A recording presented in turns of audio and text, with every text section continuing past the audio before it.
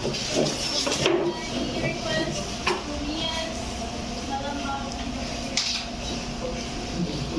us pray. Ang sila sa mga Father, Lord, thank you for the gift of God, thank you for the blessings of your every single day. Heal all of us. Lord, we serve for all the calls of the Lord, as we start our fast this afternoon, may you guide us, bless us, and give us knowledge and wisdom to understand this. This is we pray. Amen. Good afternoon, class. Good afternoon, Ma'am. Are you happy seeing each other today? Yes, Ma'am. I hope everyone is feeling well today. Take your seat. Thank you, Ma'am. Who are absent today? None. Okay, very good. Everybody has his hand. I have prepared here some rules that you need to follow during our class. Okay, ma'am.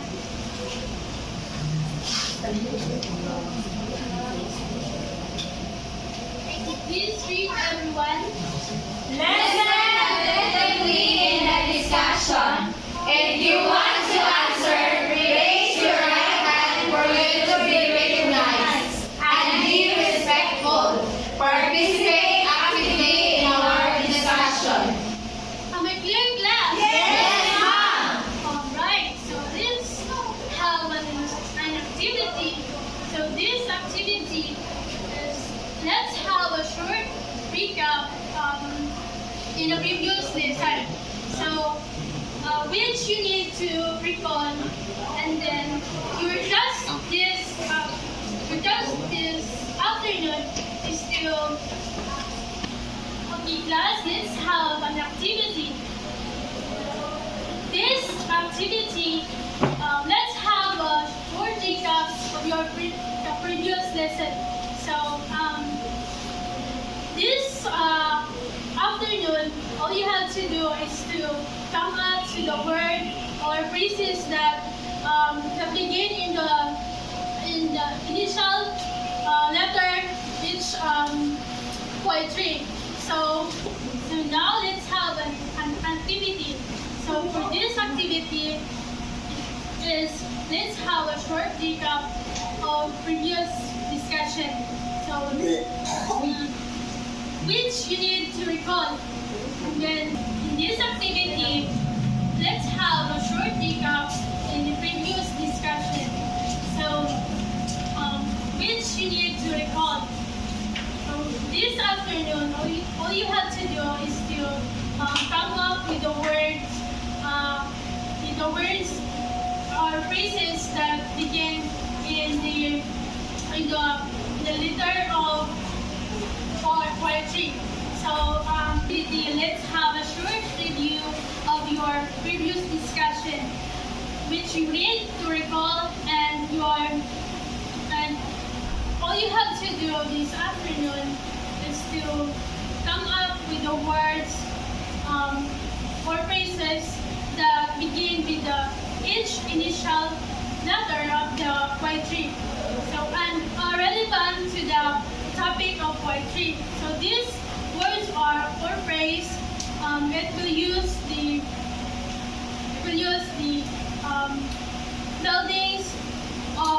building blocks for the to create an acronym. So all you have to do is to find your partner and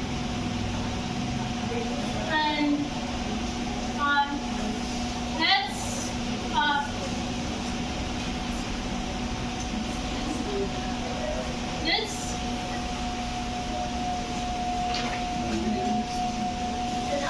brainstorm on words or phrases that were related to the poetry. So, examples, P stands for I, and then E stands for emotions. So, and Now, I will give you 5 minutes to answer your task.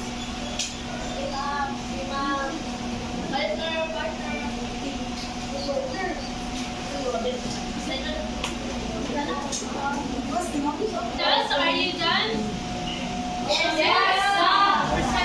Present to your task.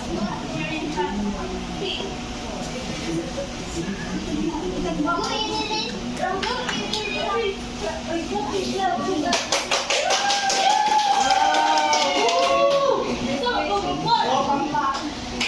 Poetry. P. Bomb. Oh.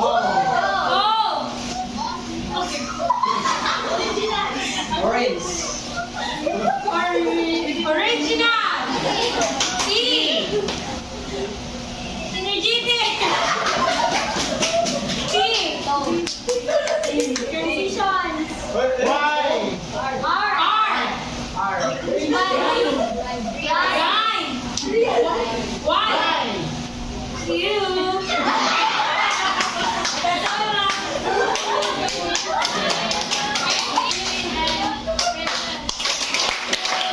How about you? Everybody quiet.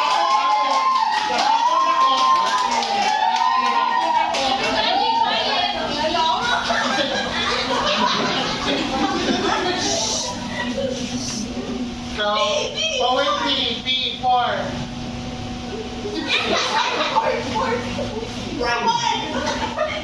Huh? P4. O4. Onomatopoeia. E. Ulysses. P4.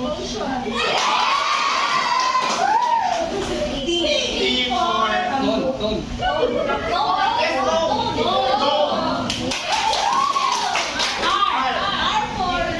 Rhyme. Y.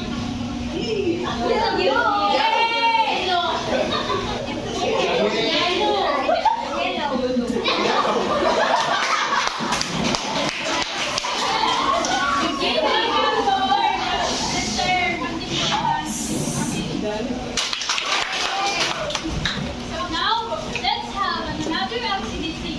For this activity, I will group you into 2 big groups. You see, 1 and then all you have to do is to share a moment from the previous lesson, and then where did they gave you the best, and why exceptional they exceptional due to during that time. So, and each member of the group will take true spirit and come up with the idea on how to enforce the positive attributes, and then choose one representative to share your answer. May I call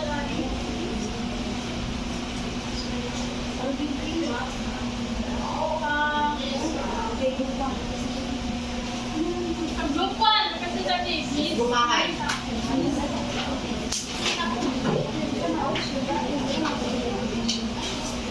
Okay.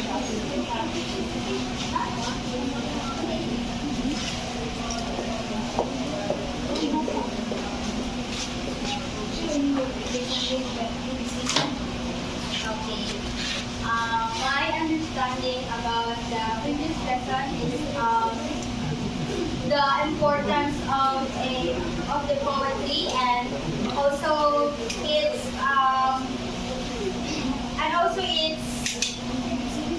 also the impact of the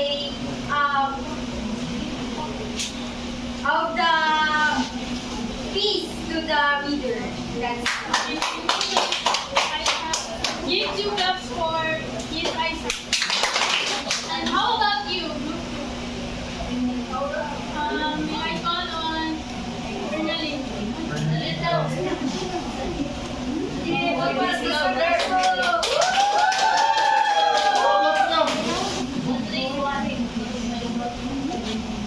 Yesterday, we discussed about the three contexts of the globe, and we discussed those are biographical, historical, and historical.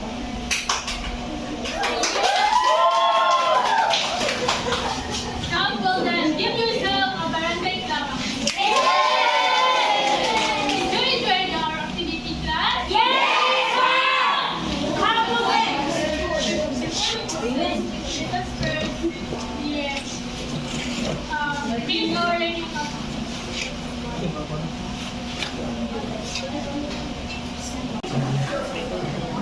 let's talk about physical methodology. But before that, let us first know the learning objectives.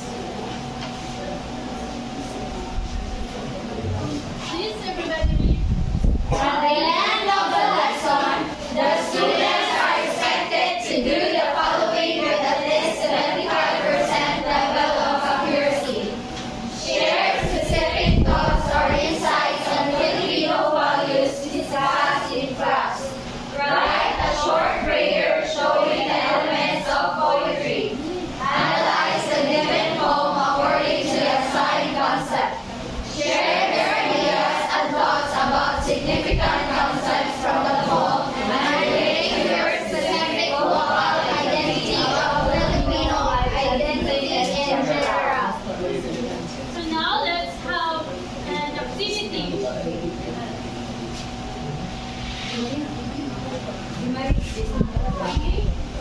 Okay, so I have some questions that you need to answer. Look at the image carefully. What do you see?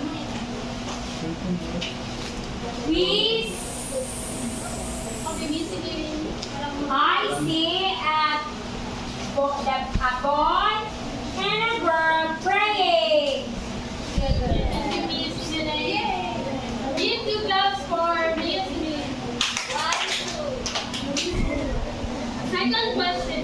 What are Filipino values do you think is shown in the image? Miss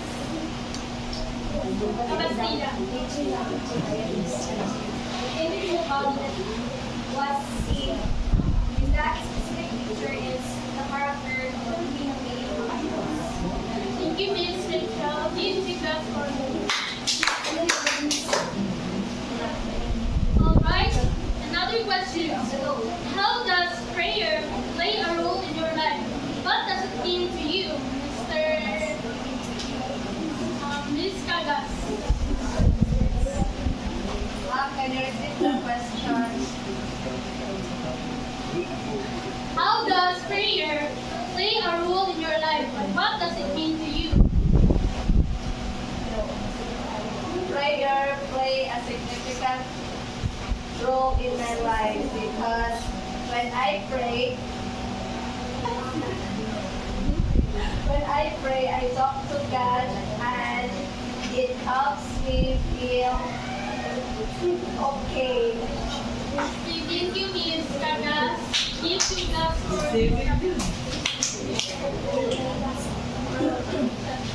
Alright, so let's have another activity. This activity called Think, Hear, and Share. So all you have to do is to write your prayer and using the elements of poetry.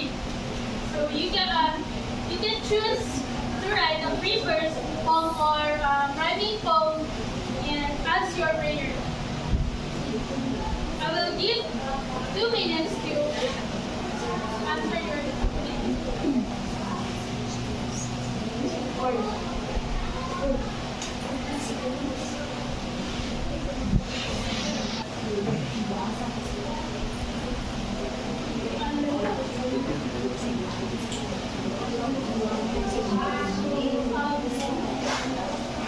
hold on, and after that, volunteer who present their report on your activity.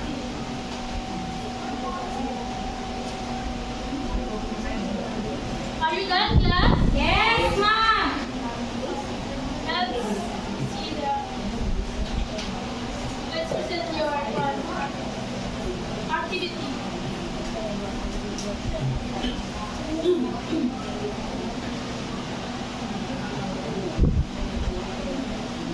So, Miss Similin.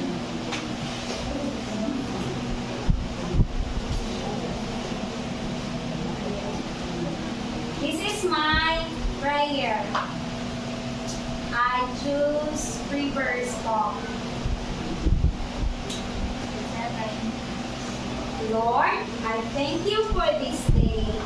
Because you've given me a lot of blessings that I receive every single day. I'm sorry for the mistakes I've done, and take care of me as I learn and study in school. Amen. Thank you, Miss Elaine. So now I have 9 questions that you need to answer.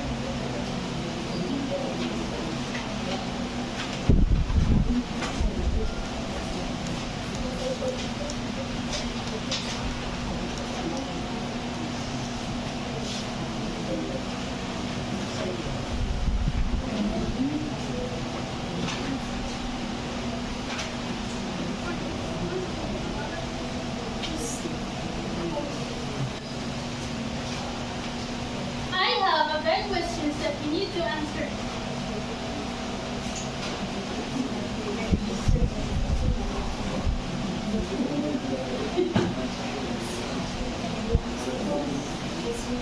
Please read everyone first question.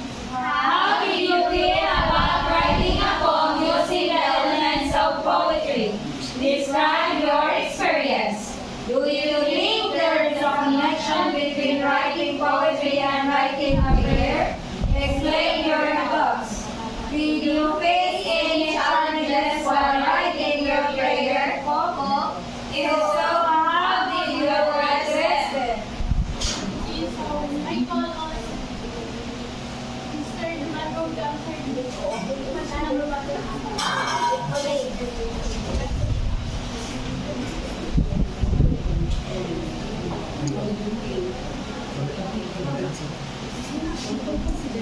So the question is, how did you feel about writing a poem using the elements of poetry? Describe your experience. When I wrote a poem, it was usually quiet and interesting experience.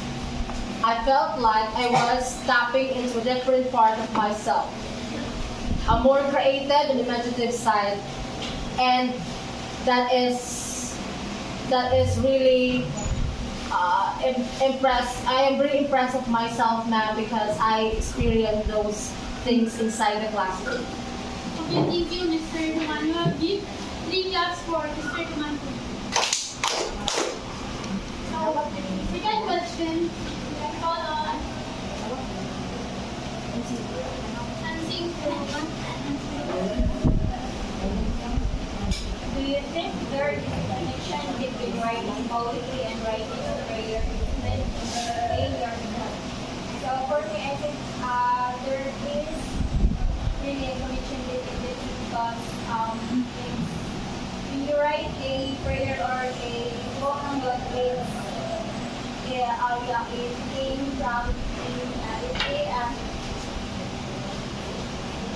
came from in your own heart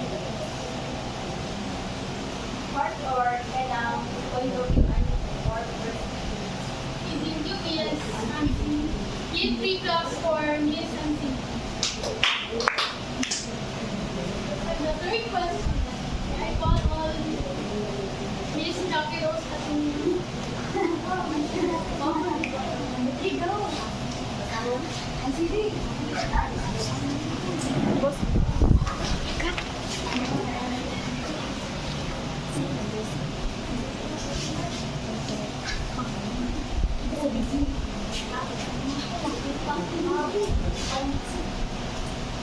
Okay, so the question of the number grade is,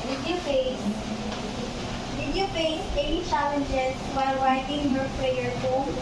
If so, how did you address them? So to be honest, I did face a few challenges. It was a little tricky to find the find the right balance between expressing my thoughts and keeping the poem flowing smoothly. I also wanted to make sure that the language was heartfelt and fluent, but not too over the top. Maybe that's just part of the process, so, right? Learning and growing with each attempt. Thank you, Miss. Thank you, Miss. For those give 3 claps for cutting me. So now let's have another activity. This activity is called Guess the Word.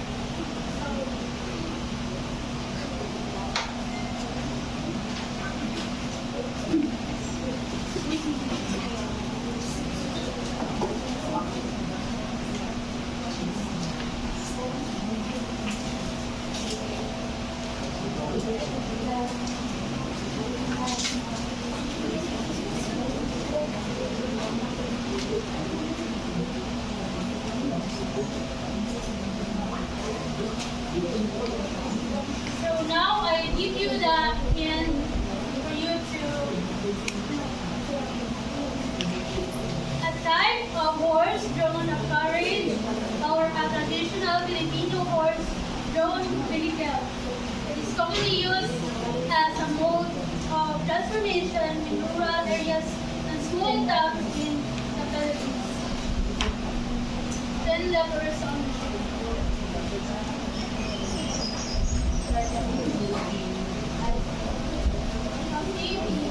I call on this my I guess that teacher is Sergeant Noel. Hey, you are correct. So give 2 claps for Miss Aida. And now, I have here the guide questions that for you to answer. Based on the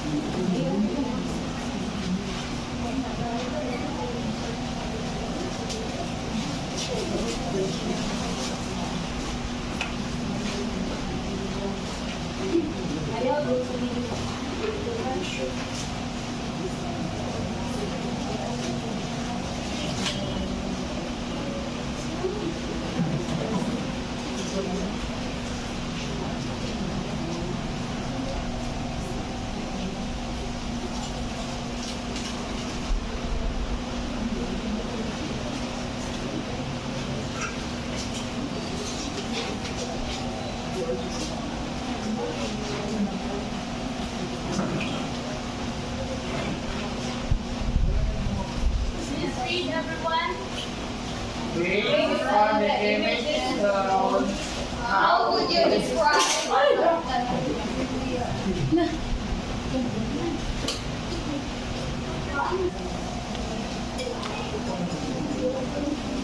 Please read everyone.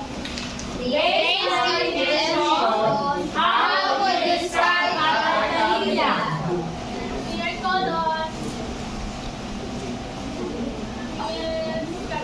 Mrs. Kakaksanri.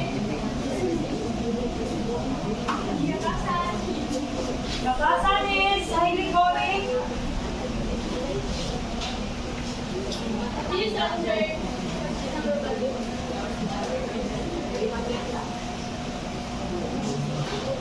Peter!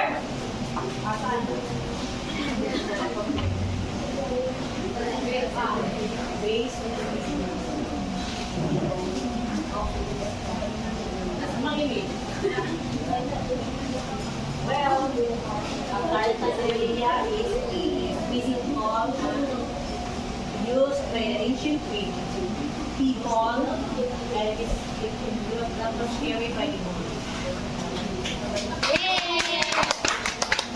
Another question. I call on Mr. Mutimayor.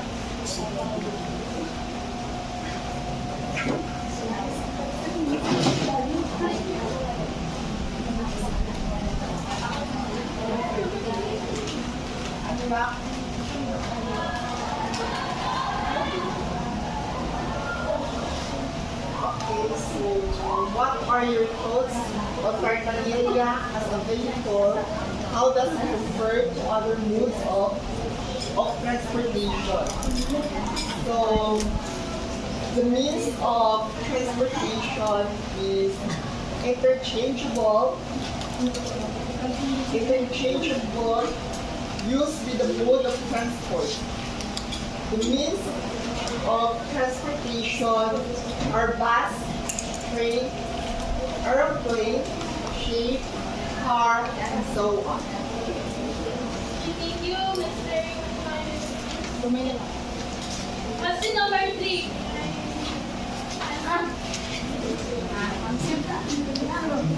So, do you think Cartagenians are still on today? If so, where can they be found? So, yes, Cartagenians are still commonly used today primarily in vegan city Philippines and also with IUP in vegan I still saw Cartagenians there. Thank you, Miss Santing. Question number 4. Microphone on Delatori.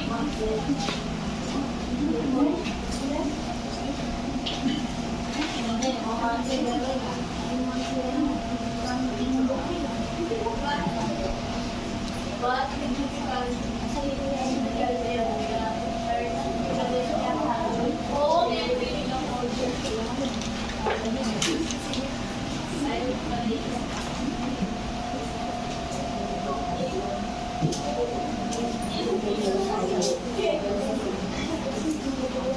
The significance of Tartaglia in Filipino culture and nature is it is used historically by the Filipinos in transportation because it is the easiest way to transport from one place to another. Now let us proceed to another activity.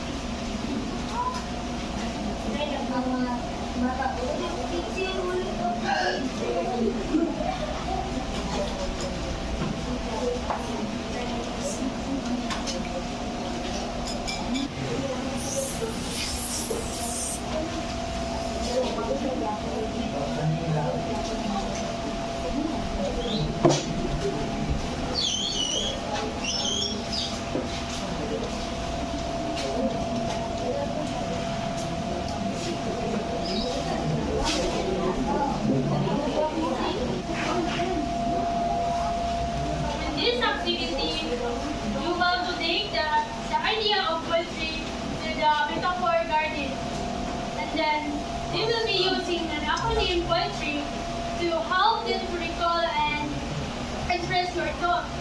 All you have to do is to remember the first answer from the poetry. This task technique that involves exploring different aspects of poetry using the letters of acronym as a guide.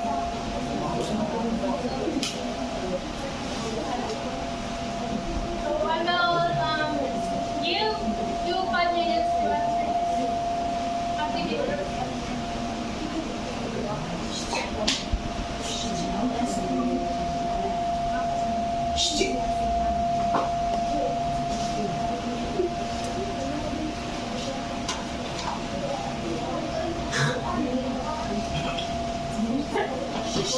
Understand, class?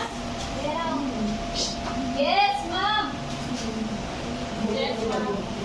Forgiveness. It's how to be list of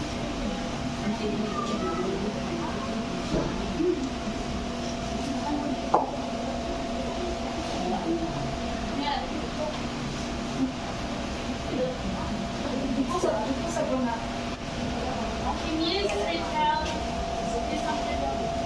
Creating that activity, I realized that being able to write poetry in such way, it is very challenging and somewhat like difficult for us, but it makes us learn more about poetry such as tone, mode, and things like that.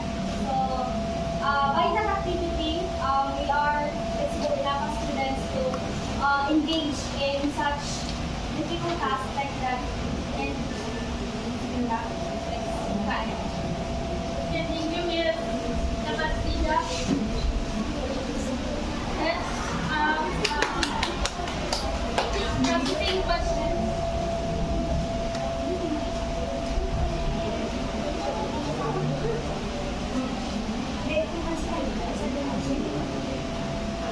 How did the flower concept map help you better understand the concept of poetry? I call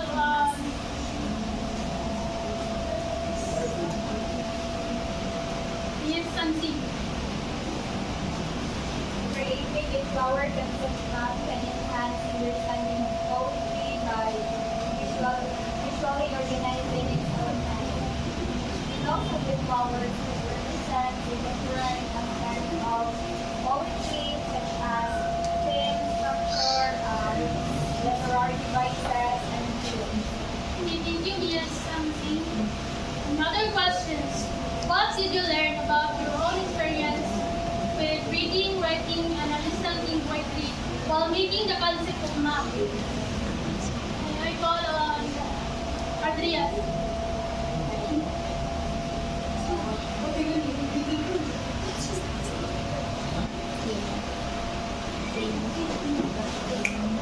What did you learn about your own experiences with reading, writing, and understanding poetry while making the concept map? Based on the activity, I have learned that poetry expresses your thoughts and feelings through writing. Thank you, Mr. Adrias. Last question. I call Elemento ng class.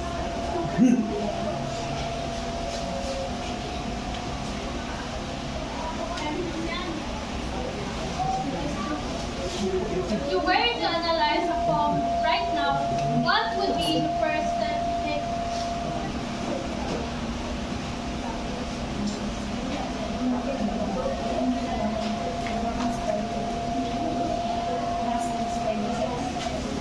Can you repeat the question? If you were to analyze a poem right now, what would be the first step you take? If I were to think or realize if I write a poem,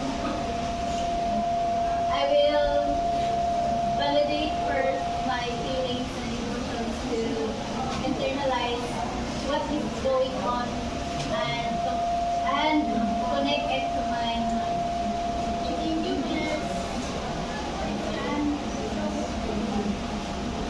That's all for today's class. Goodbye, class. Goodbye, Mom. Thank you for teaching us. Mabuhay! Good afternoon, class. Good afternoon, sir. Okay, since we already discussed poetry yesterday, so what is poetry? Okay, Mike.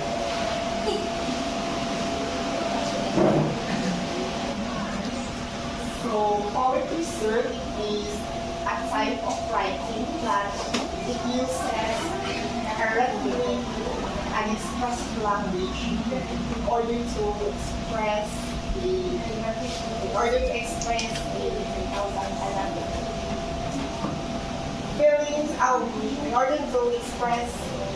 feelings and ideas. Okay, another idea from Miss Aranas.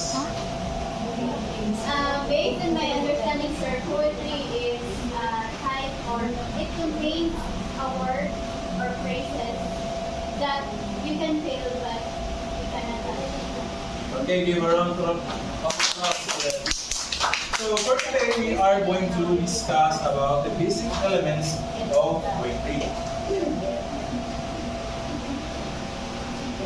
The first one is form. It refers to how the poem is put together like it is a structure and design. It includes like how it rhymes, the rhythm, and the words. How the lines are grouped together, and into stanzas and how it looks like in a page.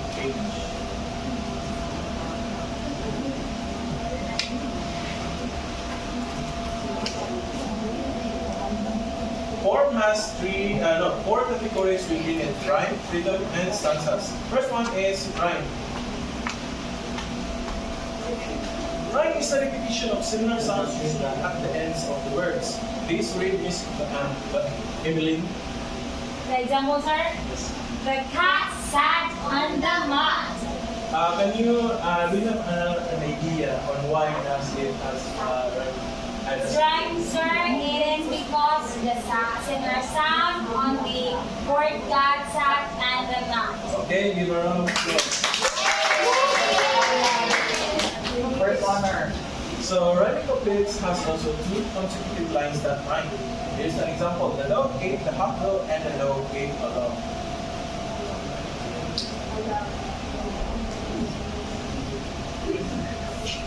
Okay, rhythm. This is the pattern stressed and non-stressed syllables in a line of poetry.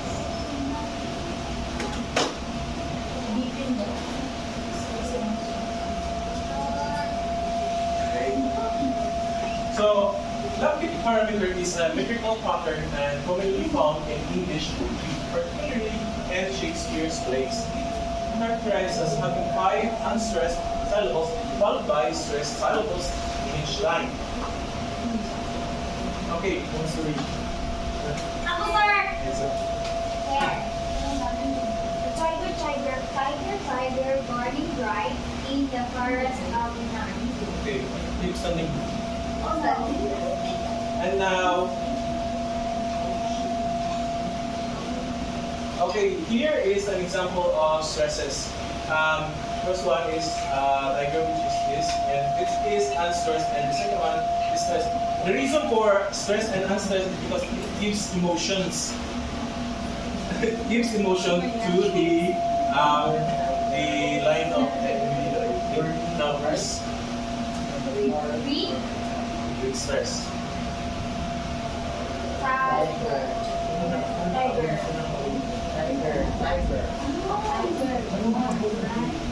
Tiger.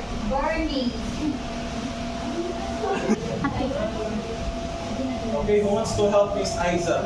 Sirs. Okay, Miss Fritz. Tiger, tiger, burning. Tiger, tiger, burning bright in the forest. Tiger,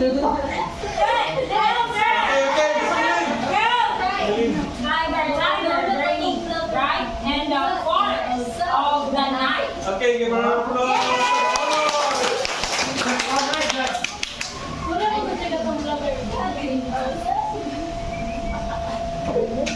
Okay, this is also explanatory. The basic unit of poetry is often characterized by its length and arrangement of the page. This is an example of a poem, which is from William Wordsworth's poem, I Wandered Lonely as a Cloud. An example of a line is this one, I wandered lonely as a cloud. Also, this is also another line. So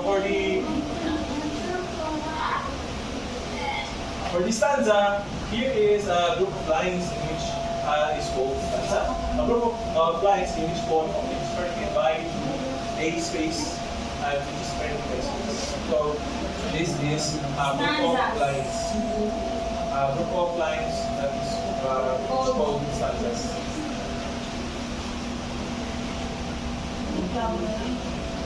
Okay, length, it refers to the number of words within or a syllable or a line. This can vary widely depending on the poet's style and subject matter and its desired effect.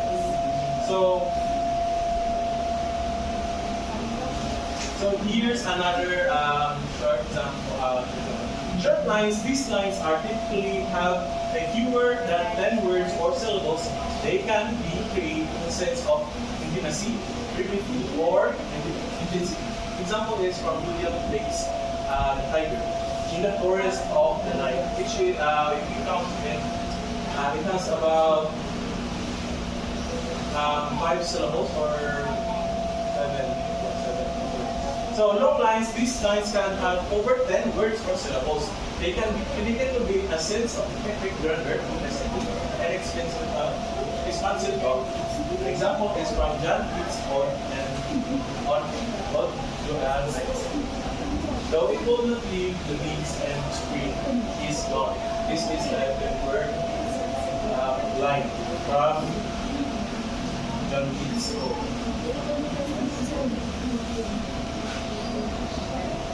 Okay, imagery. We have discussed this at A1. Using the words to create pictures in your mind is like painting a scene with words.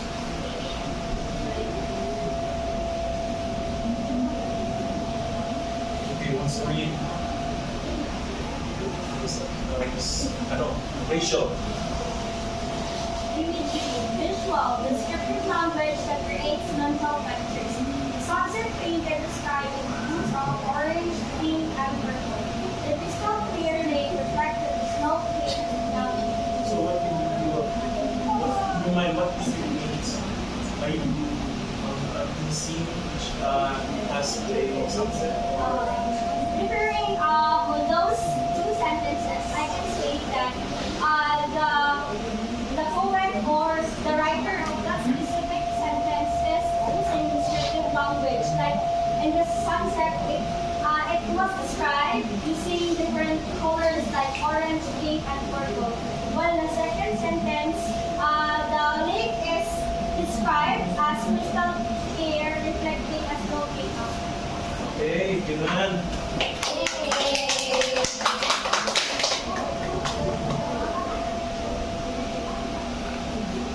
Okay, wants to read again. Praise it.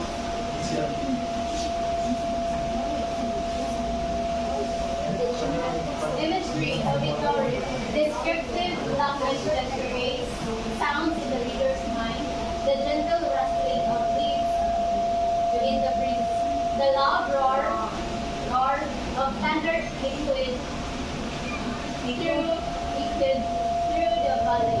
That's okay. Based on what example, does your mind give does your mind give the image or feeling of or the auditory hearing that you hear when rain or thunder? Upon reading the scriptures, yes, I feel the words and I can hear but only in my imagination. Give a hand, please.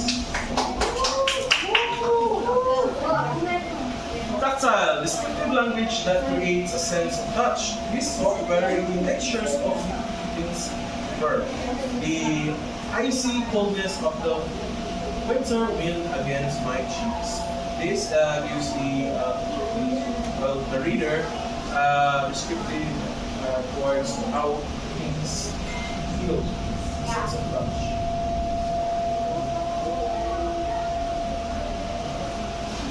Olfactory descriptive language takes a sense of smell. Kathy, you want? The sweet aroma of freshly grained corn filled the air. The pungent smell of burning rubber filled the room. Can you smell the corn and the burning rubber? Yes, sir. Yes, Daddy. Release it down.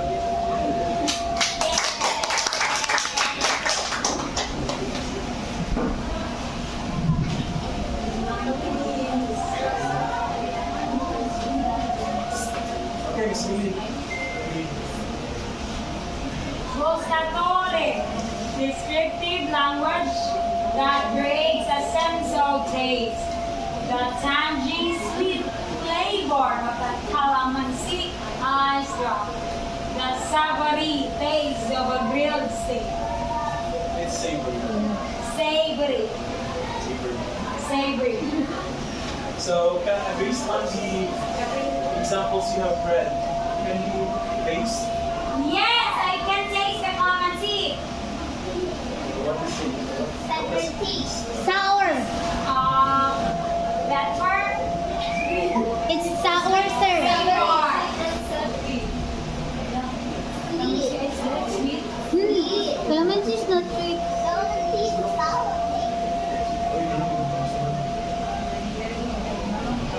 Okay, the next one is sound devices.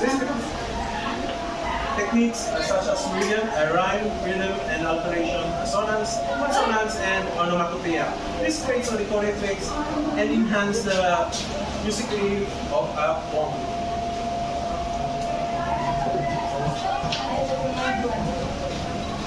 Since we have discussed rhyme and rhythm, please read, everybody. Similar sounds usually at the end of words. The pattern of stress and unstressed syllables in a line of poetry.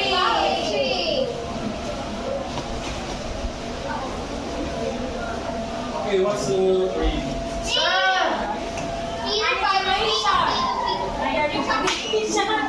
The same consonant sound at the beginning of the words. That's a priority complex of people efforts. The repeated piece and creates a playful and sound-interesting effect. So here, this England, here in National Papers, is the little is repeating just the sound creates by people without listing effects. What's the way?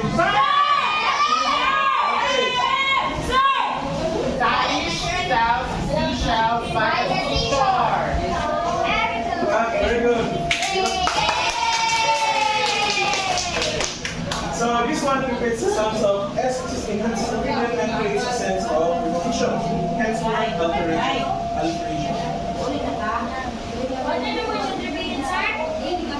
No, it isn't the words, it's the sound which is from the sound of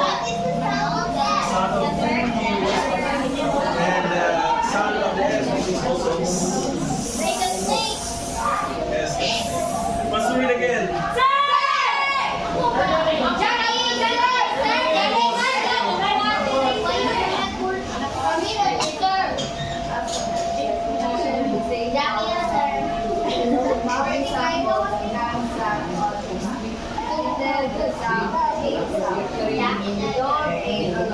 So here is since we have discussed this and we did henceforth the sonants in which the vowel sounds are used. Is up and the sound, which has the gap, zap, and the map, and the dog sound and the loud, which is the O sound. So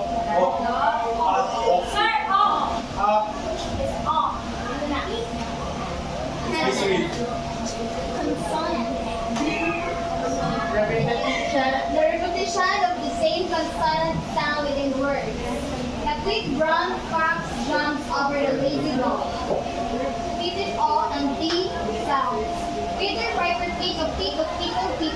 Repeated D and E sounds.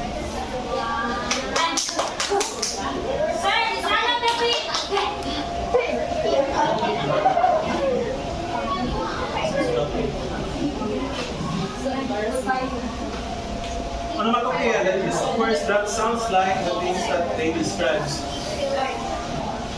The buzzing bees live around the forest. The word start buzzing mimics the sound of bees flying. The cuckoo clock cuckoo. The word cuckoo makes the sound of a cuckoo clock. Cuckoo. So for everyone, the example number 2 is alarm clock, in which if you have watched cartoons, it is one which alarms and a bird comes out from the top. Yes, sir. Yes, sir. Yes, sir. Yes.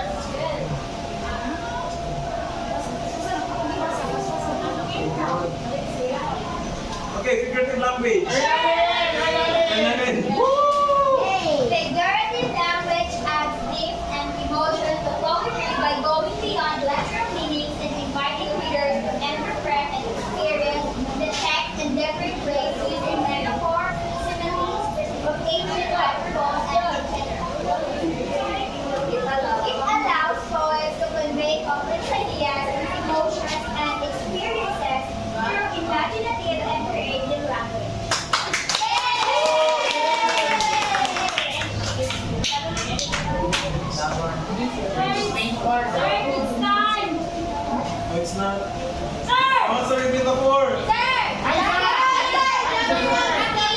Ate Rose.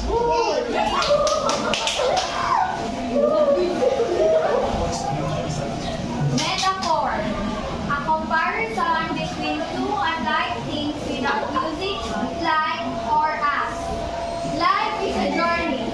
This compares life to a journey. He is a lion in a battle. This compares a person to a lion. Yay! So henceforth, metaphor does comparison between two unlike things, in which is life and a journey. And this compares life to a journey in which how your life flows or which path you take in life. He is a lion in battle. This refers to a person who is brave and or who has the strength to overcome your own challenges or problems.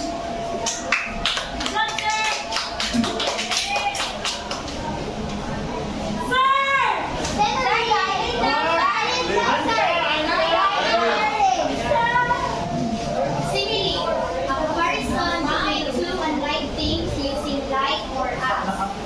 She is the brave as a lion. The sky is like a canvas painted by the gods.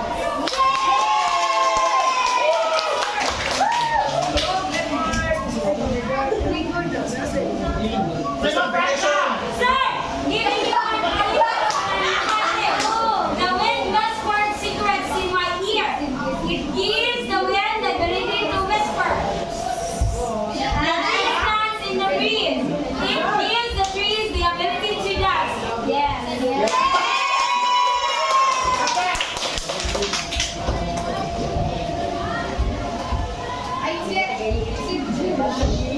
Sir!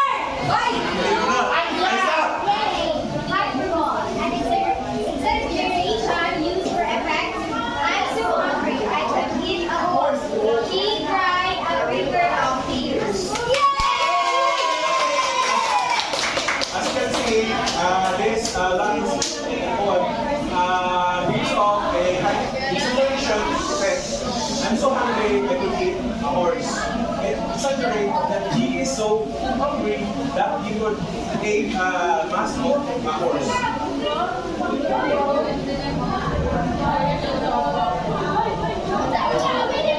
Okay, theme.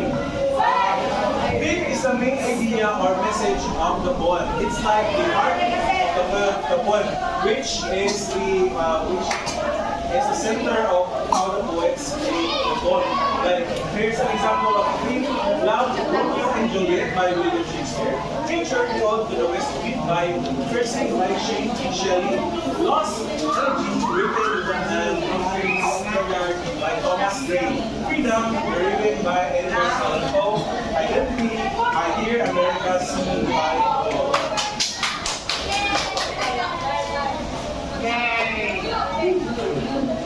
Okay, do you have any questions? Since you don't have any questions, let's have a short activity. Before I give you the activity, I'm going to group you the two. This is group 1 and this is group 2. Here is a word ball in which you have to paste the given words in which correlate with the sentences. So, and also there's in here, here's group 2, group 1.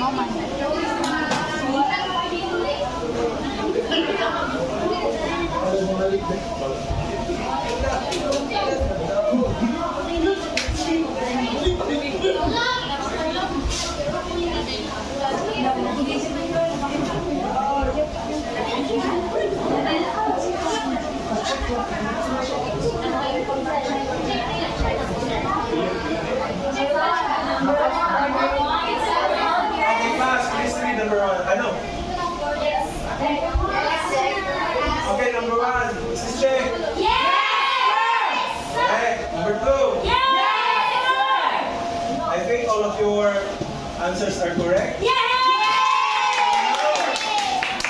Bye, class! Good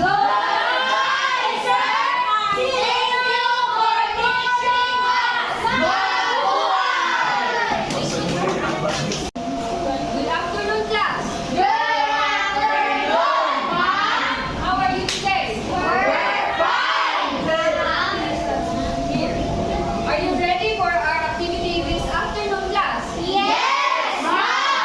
But before we delve into our activity, let's have a recap first to test your understanding. From our previous discussion, you have learned the basic elements of poetry and context of a poem. Ernaline, what are those basic elements of poetry and context of a poem? As I have to remember, the basic elements of the poetry are form, line, stanza, sound devices, imagery, theme, graphic, and theme. How about the context of a poem? I don't think, I don't know. Okay, thank you, Miss Ernaline. How about you, Miss Aranas? Do you have any idea of what is context of a poem? The context of a poem are biographical context, historical context, and social, cultural context. Very good. Since you already know the basic elements of poetry and context of a poem, I will pick on 6 students to define basic elements of poetry and context of a poem. Each of the 3 students will define 2 basic elements of the poem, and the 3 remaining students will define the context of a poem. Now, Danilo, what is form and line?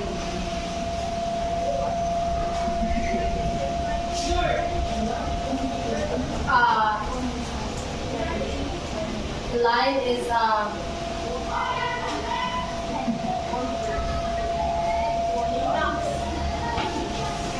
form is a structure of the poem, and the line is overall structure of the poem, ma'am. Very good, Danilo. That's for Mr. Danilo. Now, what? Miss Helen, what is imagery and sound devices? Imagery is the kinds of vivid language that express where the poem, the context of the poem given. Then the metaphor, Sound devices. the sound devices are the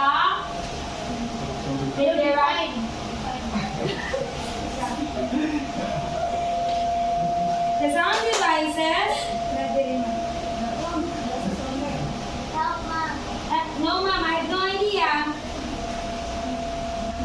Ma'am, the imagery we talk it is about the use of language that create images in the readers. And then the sound devices, it is the literary techniques that present sounds of words and other devices. That's all, ma'am. Exactly. Now, Well, there's Rafi, what is language and theme?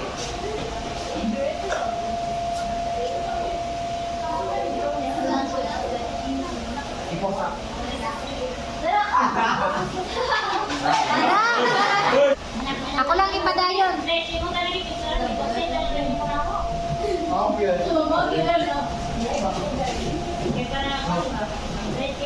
Start na. Start na. English lang na.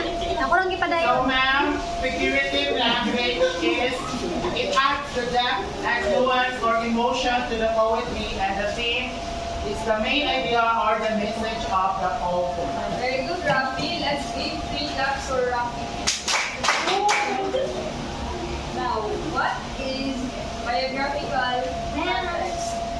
Yes, Ms. Isaac. Biographical context, it refers to the history, the life background, and the history of the author. Exactly, Ms. Isaac. Please give 3 claps for Ms. Isaac. Ms. Mayores, what is historical context?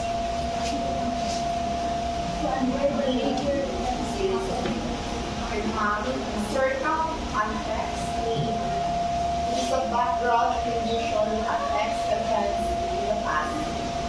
Very good. Ms. Mayores, please give 3 claps for Mr. Ms. Mayores.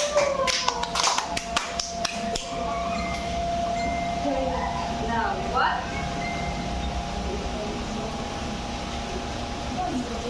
Miss Ernalyn, what is socio-cultural context?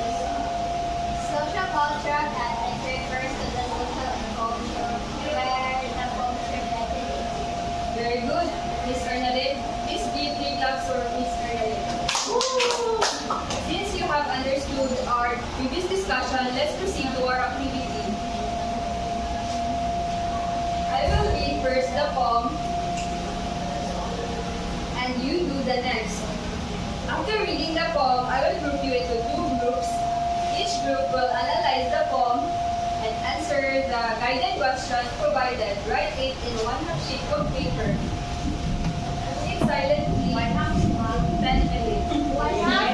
Yes, the paper.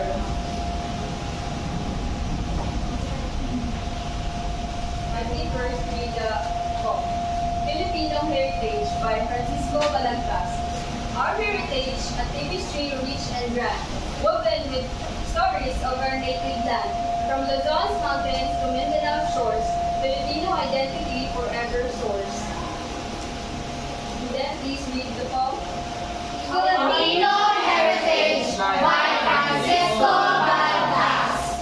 Our heritage, a tapestry rich and grand, woven with the stories of our native land, from Luzon's mountains to Mindanao shores, Filipino identity forever soars.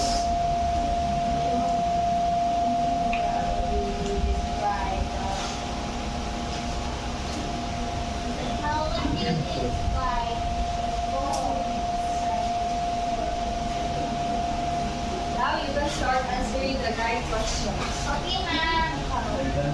Period 3. Number 1. Are you done? No, ma'am. Yes, ma'am. Okay.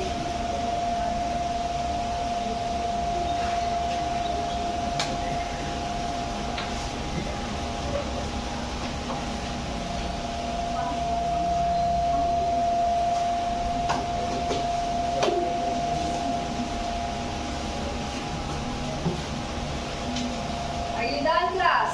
Yes, ma'am. Now let's read the first question. How would you describe the form and the structure of the poem? What do you notice about the length and arrangement of the lines?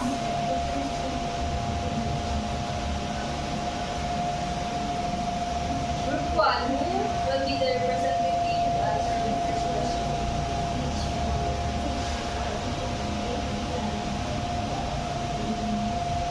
Ms. Rachel.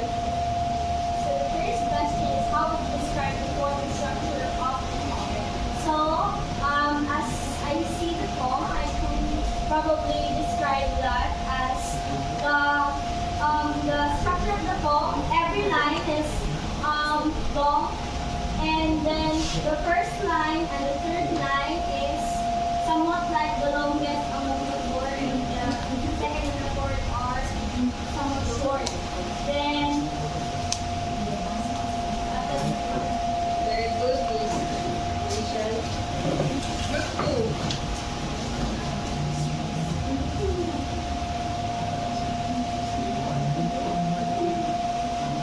the poem consists 4 lines and 1 stanza. Each line, the first two lines are right that end with the end, while the third and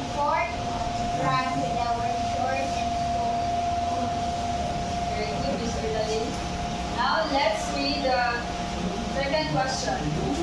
If the author used any imagery, sound devices like a rhyme or alliteration, or figurative language like metaphors or similes, provide examples from the poem. Group 1, who's your representative? Emily. Yes, ma'am. The author is an imagery and devices. Just like the group 2 answered. The 2 lines there are rhyme.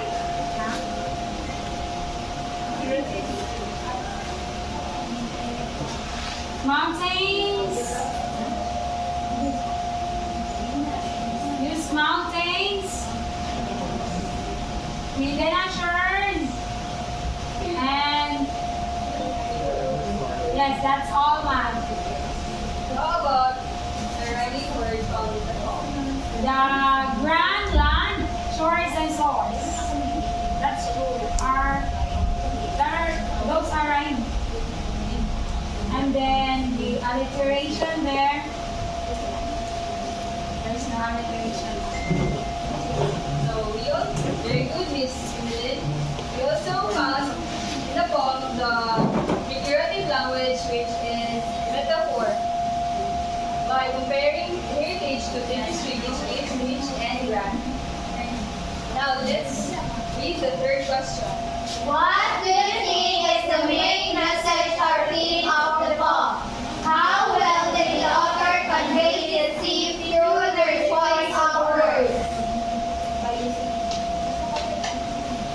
Aiza, do you have any idea? What do you think? I think the message of the theme of the poem is to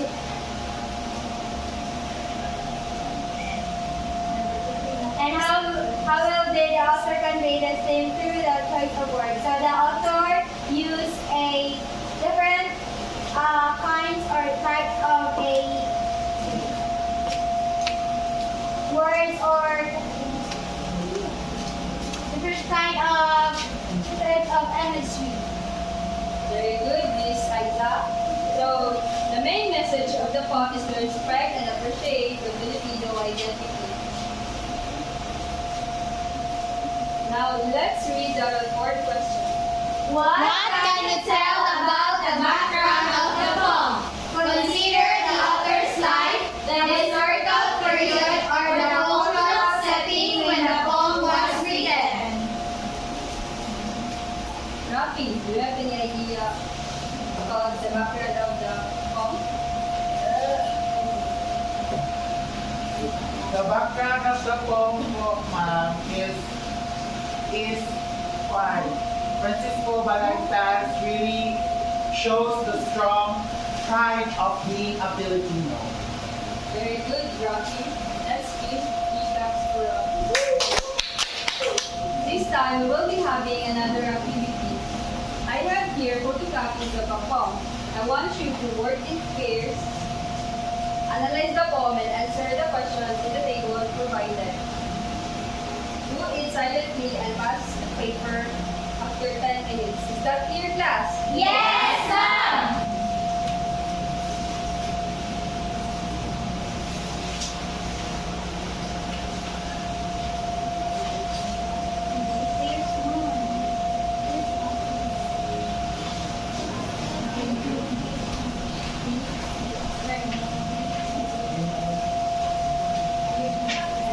Are you done, class?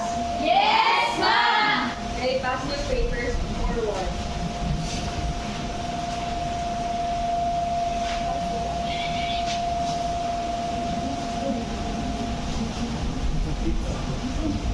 That ends our activity this afternoon. Goodbye, class. Goodbye, ma'am! Thank you for teaching us! Mabuhay! Okay, good afternoon, class. Good afternoon, ma'am! Okay, before we start, can you recall the lesson that was discussed last meeting? Anyone?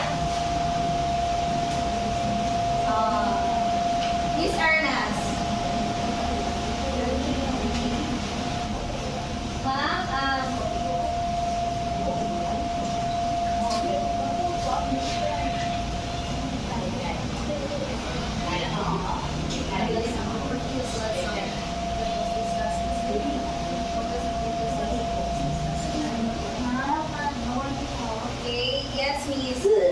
Yesterday, our teacher helped us to identify the basic elements of poetry. Okay. Now, what are those basic elements of poetry? Miss Gumagay?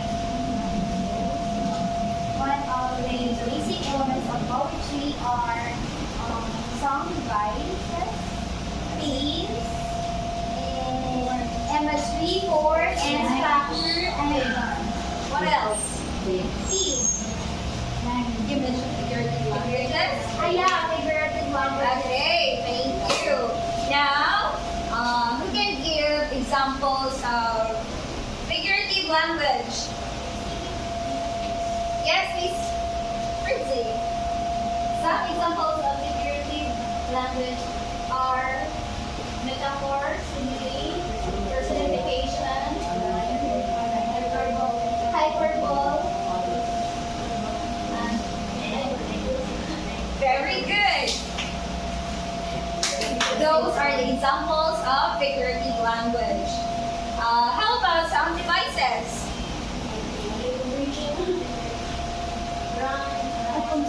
Yes, Ernally? Sound devices are alliteration, repetition, onomatopoeia, consonants, consonants. What else? Anyone? Aiza? Sorry, Mungkon. I don't. Okay. I have no The idea. other one is alliteration. Okay. So those are the examples of Sound devices. Okay, how about them? Tense. What are the examples of tense?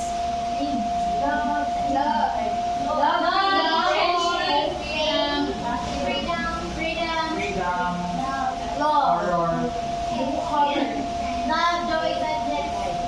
Okay, exactly. So now, since you're done discussing the basic elements of poetry and even the context of a poem, I want you to get a 1/4 sheet of paper and write three things you learned from the lesson, 2 things you want to learn more about, and ask 1 question about the lesson. Do it silently in 5 minutes. Okay, time's up. Now, I will divide you into 2 groups. This will be the group 1 and this will be the group 2. So, within your groups, each member will share their answers from the previous lesson. And then you will pick 1 representative to present the answer here in front. I will give you 2 minutes to discuss with your groups.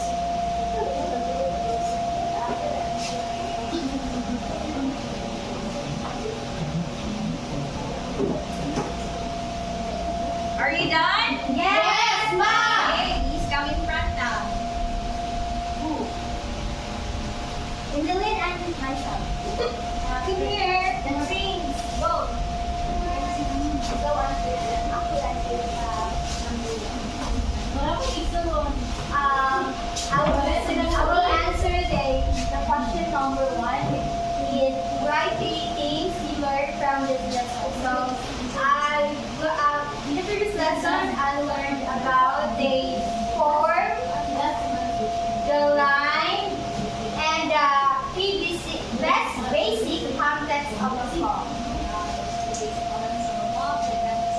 How about you? Less than 2 things you want to learn more about.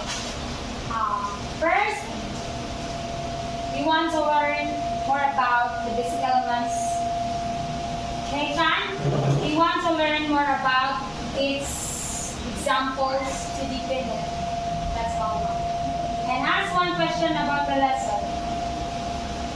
Why does the basic elements of poem or poetry is important as student. And then again, our question about the lesson, how does the basic elements of the poem is important to us as a student? Okay, so the basic elements of poem or poetry is important for you students, for you to understand what the poem delves about, or you can imagine how things are being portrayed. Okay. Now I have here a poem titled "A Filipino Dream, My Spirit" by Jose Corazon de Jesus. Okay. After reading, you will examine each section. Okay, please read, everybody. A Filipino Dream, My Spirit by Jose Corazon de Jesus. I have a Filipino dream. Stop the war and wild loud of scream. I have a dream not for myself, not a selfish man who thinks of himself. I have a Filipino dream. Seize the pain of a pour at the stream. 3 stars are united as one. My dreams and love are bonded as one. Okay. Now, I have here a table. And all you have to do is to pick up the line or the evidence from the text which you think belongs to the context of the poem, which are biographical, historical, and socio-cultural.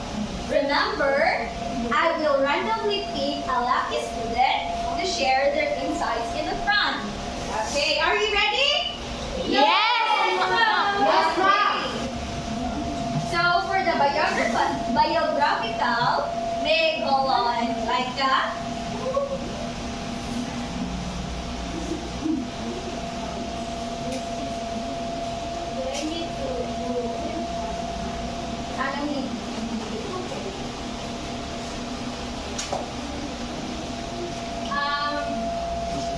In biographical, the evidence from the text, I think, the line, from the line 6 line, which is seize the pain or at the street. Okay, what are the reasons for your answer? I think that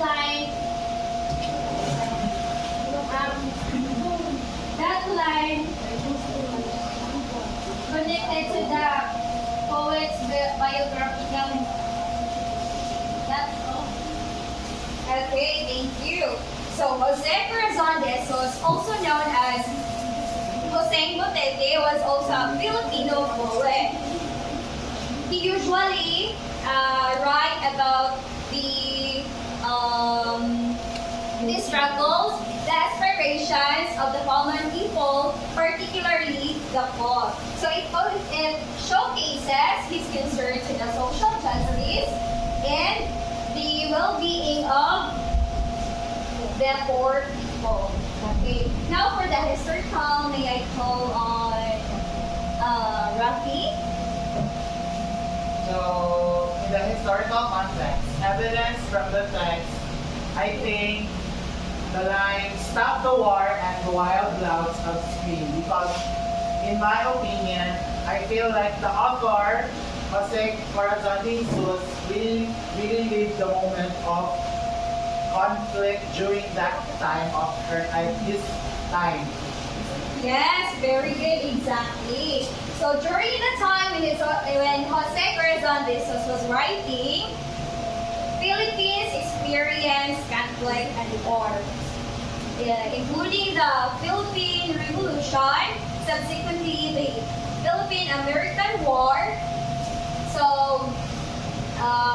the poets plead for freedom to and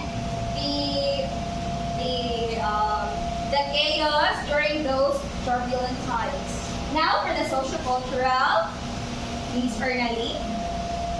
For the sociocultural, the evidence from the poem, the line that states, 3 stars are united as one, while dreams and love are bonded as one. As we can see, in our flag, there are 3 stars. So that 3 stars may be symbolized as Luzon, Visayas, and Mindanao. So that means that the author, Filipino, and stated that those stars reminded us that we are citizens. Very good. Let's all give a round of applause. Okay, now let's have another activity. Okay, I will divide you into 2 groups, and all you have to do is to pick up the important themes from the poem and connect it to local identity or the Filipino identity. Are we clear, class? Yes, ma'am. Do you know what's local identity? No. Others? No, ma'am. Okay, so local identity refers to a place on what makes it unique, like their traditions, language, and their culture. You know, for Filipino identity, those are the characterized by their values. Okay, go to your groups now and be a representative to share their insights here in front.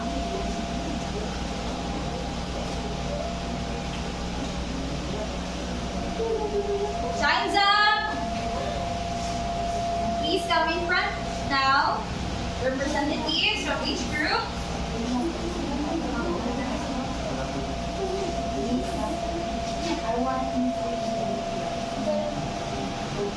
Important names and connected to your local identity or Filipino identity. Our representative is Michelle Bastila.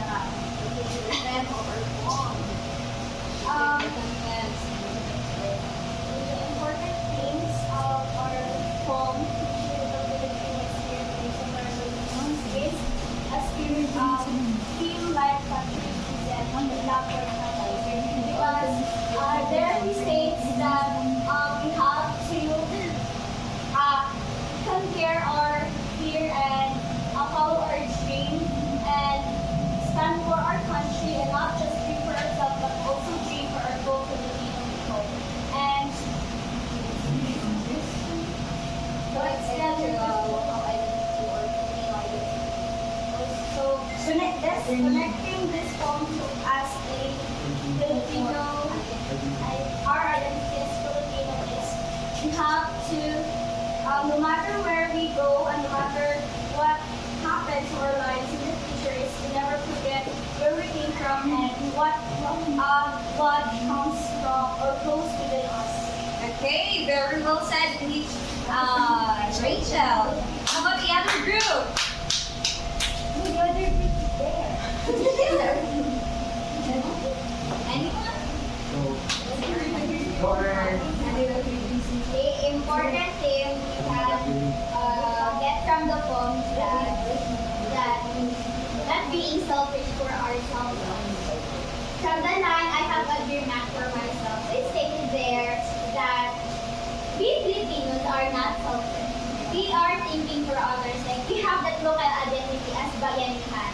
We are caring for other people, especially if we are demanded by flood or any calamity. So we immediately respond for help, donation. So that's one thing. Remarks that a Filipino is not selfish and we are proud of that. Thank you for that. I want you to give an angel clap for a job well done. You know how to do that.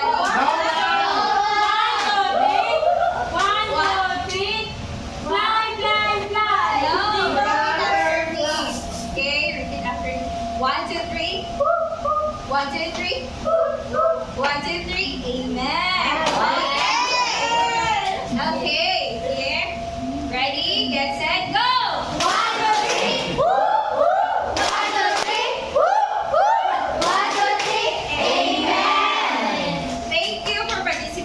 class, and goodbye. Goodbye!